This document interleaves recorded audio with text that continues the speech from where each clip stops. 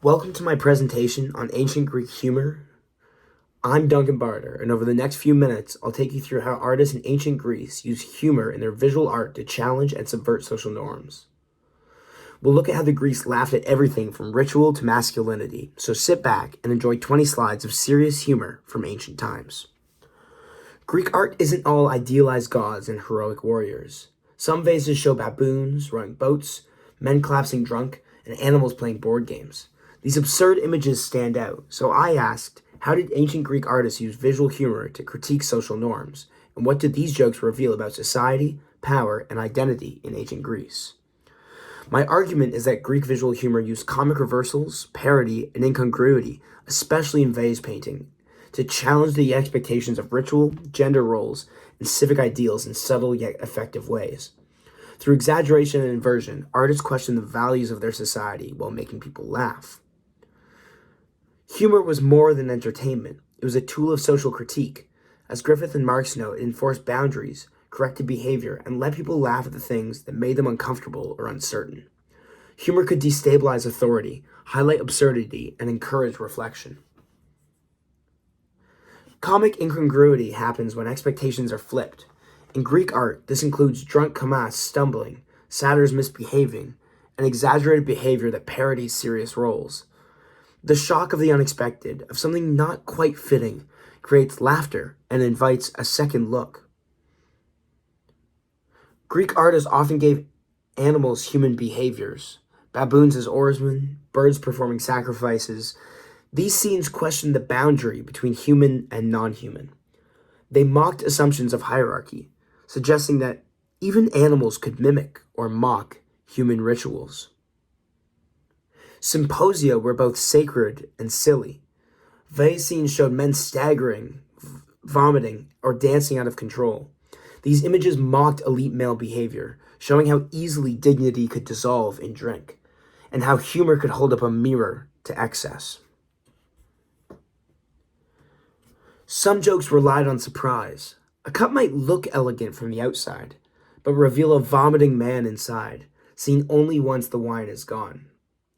These delayed visual punchlines turned everyday objects into private, interactive jokes for the drinker.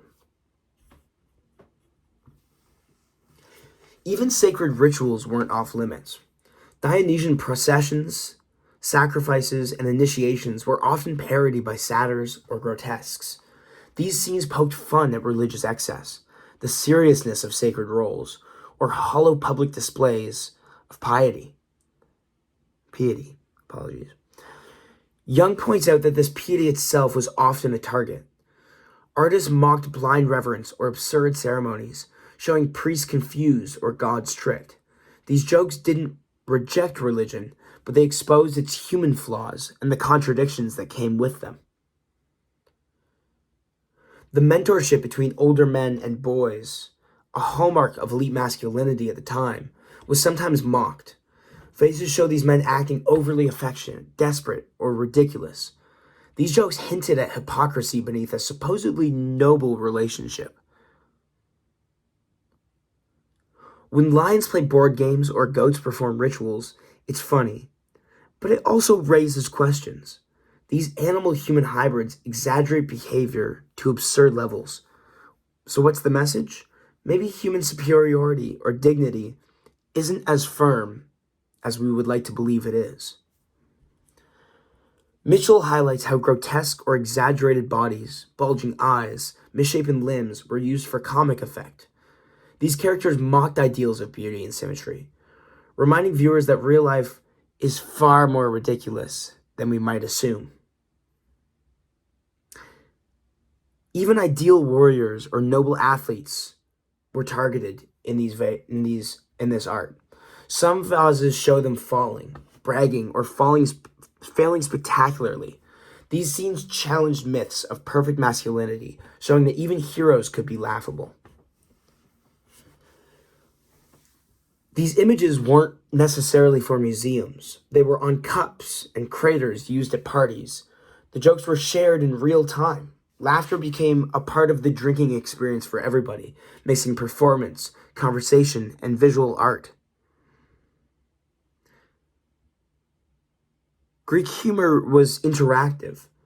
A vase might surprise you mid-drink, or a scene might spark a debate at a symposium.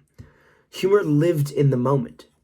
It was about shared discovery and responding to art with laughter or reflection.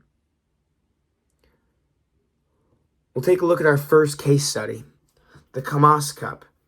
In this Kamas Cup, the dancing figure's limbs twist absurdly. His face is wild, almost grotesque. He's drunk, delighted, and foolish, mocking the symposium's ideals of refined masculinity and self-control. In our second case study, the vomiting kylix features a vomiting man inside the cup, only visible once empty. The punchline? The drinker may see himself. It's a clever self-deprecating joke about excess, indulgence, and the risk of becoming the butt of the joke if you have one too many glasses of wine. So what does this tell us? These comic images weren't just decoration. They reflect Greek concerns about order, behavior, and status. Visual humor allowed artists and viewers to challenge norms, laugh at contradictions, and reflect on the cultural tensions of the time. Greek visual humor matters because it reveals how people question the world around them. Through parody, reversal, and laughter, art wasn't just about honoring the gods. Sometimes it was about mocking the world in ways that still resonate today. I leave you with this vase that I designed myself with a modern day meme to understand what one of these vases might look like if we were to create them today. Thank you very much.